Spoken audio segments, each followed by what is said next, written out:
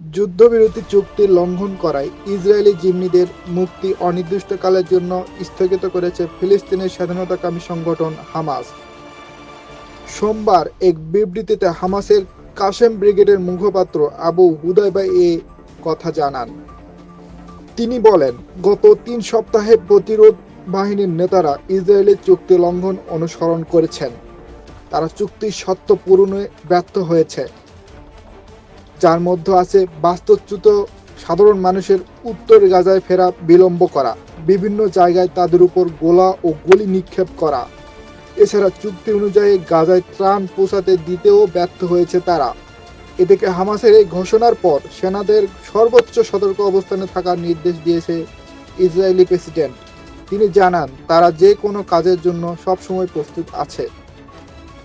তবে ফিলিস্তিনি বলেছে, আমরা হামাস এমন একটি শক্তিশালী সংগঠন যা ফিলিস্তিনিদের সুরক্ষা দিতে সর্বাত্মক প্রস্তুত আছি।